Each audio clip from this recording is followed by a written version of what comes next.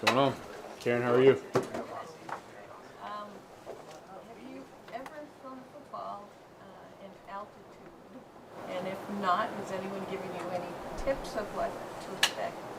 Yeah, no, I haven't thrown it out to before. I've never really been to Colorado or to a place with altitude that I've thrown a football at, but I think there is some adjustment to it. I think feeling out in warm-ups and seeing how what the deep ball is like, or kind of what the altitude does. I think the biggest thing is just for us, just kind of fatigue-wise. I think we'll try to get a feel for it in warm-ups, and I know it's a little different, but I know a lot of teams play out there all the time, so we'll have a adjustment. And just for me, just feeling out in warm-ups, maybe throw a few extra deep ones, see how it is, and I think it'll be pretty cool. Get a few extra yards on a deep ball. You can always use that. Have you ever used a silent count before? And if so, what are some of the unique challenges to using a silent count as opposed to? Use the silent count every road game. Really, I think every road game this season we've used it. So just I think the loudness of the stadium for this week will be different than what we've kind of heard, just because of the AFC Championship at a road opponent that has had history of winning Super Bowls and playing in playoff games and has a great team. So it'll be the magnitude of the noise will be probably something we haven't seen this year yet, but silent count something we've been working all year, and we've been in Buffalo and Baltimore using silent counts where it's tough to hear in the huddle and tough for the O-line to hear me, so we just go in silent, and we've done a good job. Drake, I know that you guys have had a lot of success on the road this season, but do you enjoy playing on the road?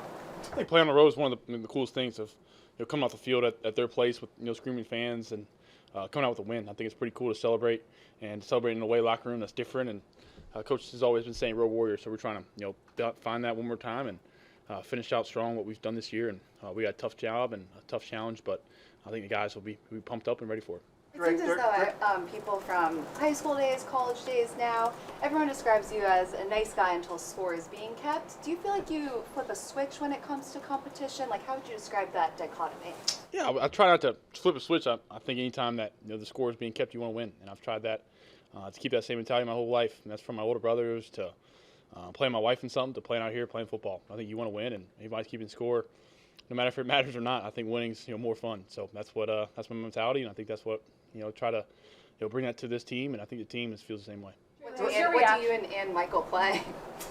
Shoot, she's we could be board games. She started playing Mahjong. I haven't got into that, but something like that, or playing Battleship or cards, or anything that goes on for me playing her. We picked up tennis a little bit in the off season. Try to take it easy on the shoulder a little bit, but she's picked up tennis and tried anything we can compete in. She's a great athlete. I'm curious, what was your reaction to seeing the Keishawn Mooney one-handed catch when obviously you're on the field, you say you got the best seat in the house, but I'm sure you couldn't fully see that one-handed. When you watched it back, what was kind of your reaction? No, what a catch. I mean, what a catch. He's made time and time again, made big-time catches, and he deserves more chances, and I'm looking forward to playing with him every time I go out there. He's made some great catches on some deep balls and some intermediate routes, and I think I went over to the sideline. I always ask them if they catch it, and I always say yes, whether they catch it or not. But it was pretty cool to see that. I think whoever had a different shot of it in the snow with him making the one-handed catch, maybe NFL Films or somebody, but it was a sweet catch and a big-time play for us. Drake, ball security obviously very important. Last couple of weeks, there have been some fumbles from you, unfortunately, from your perspective. What have you done in terms of soul searching to prevent that from happening in such an important game on Sunday? What have you done to work on that and make sure it doesn't happen? Yeah, I think just work on it in practice. Just have be mindful back there and just know that my job is to protect the football, and that's every game. And I think one of the biggest things with the guys up front is my job to have a timer in my head, and those guys done a great job all year. So I haven't lost trust in those guys up front, and I know that we faced some pretty good edge rushers in the past couple of weeks, and I know we got a good another good set of edge rushers coming up this week. So just know, have a feel for it, and just protect the football, because that's my job. Drake, you worked with Ashton Grant this season, the quarterback's coach. What have you learned from him? How has he helped you develop, and what's been a great season for you so far? Yeah, Ashton's been awesome. He's been awesome for me just because the offense that came from last year, he was running it in Cleveland. So we've had a cool kind of experience translating the offense into kind of what we started with, and trying to get the old terminology out and kind of get the new Coach McDaniel's terminology. And he's been great. He's been great earlier in the week, kind of getting us an intro. We sit in there with the quarterbacks with him and gives an intro. We watch some stuff on tape that helps me a lot. And I think he's just good about staying positive. He's in the box here in the game, comes down at halftime, always has something good to say, always something positive to say, and he's fun. He's funny. he's always, he's one of my number one hype mans, and I appreciate that about him. He's always in a good mood, and he keeps it real. I think it's the biggest thing he appreciated. He tells me when I need to do something that I need to work on, and he pumps me up a lot, which I appreciate. Drake, you guys have done a great job this year treating every game like it's just another game. However, this one isn't. Have you allowed yourself to think about the stakes and what's at stake Sunday? Yeah, the stakes for the past 2 weeks have been win or go home. So it's just another playoff game that we get a chance to go in a road environment that's hostile, and a great football team that's got great coaches, great defense, great players, and I think it's just another challenge for us to finish what we started. I don't think we want to stop here, and we want to keep going. The coach has really stressed having fun out there. We saw you tossing the ball around in the field in the snow with maybe it was your brother or your wife posing for pictures. What was that moment like, and does that help relieve the stress as you're in the playoffs? Yeah, I think just enjoying it. My wife has gotten on me because a bunch of other people have gone onto the field after the games, and we haven't yet. And I was like, all right, the last one, we'll go out there. So it was pretty cool to snow, and just time to enjoy a win with people that I love. You guys have really weathered the highs and the lows of playoff football in the last 2 weeks. What do you attribute that emotional maturity to from a group that really was largely didn't have a lot of postseason experience coming in? What do you think enables you guys to do that, and how do you translate it over to the playoffs on the road? I think coaching helps. I think Coach Vrabel, being in the playing in playoff games, winning Super Bowls. Coach McDaniels, same thing.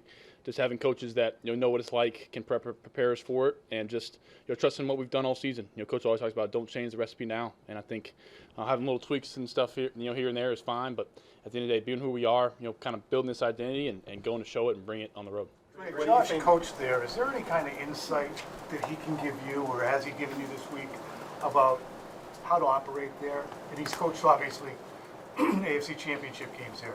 What kind of insight has he given you this week? No, I think just being even better with my operation. I think last week can improve on my operation of getting out of the huddle, getting guys in the right spot, getting guys just moving with a sense of urgency. And I think that starts with me of being under center and having good operation and getting out of the huddle fast and getting the guys snapping the ball when we're ready to go. I think he's been in a lot of big time games, especially on the road in his years. So he just says just be even more intentional with the little things on the road. And obviously he played there in the altitude and everything like that. But I think more of the noise factor. He's just we're working on the silent cadence and just trying to do what we need to do to come up with the win. Drake, of all the high-blitz defenses you've faced this year, how difficult is it to identify pre-snap, where they're going to come relative to other teams that play the way they do?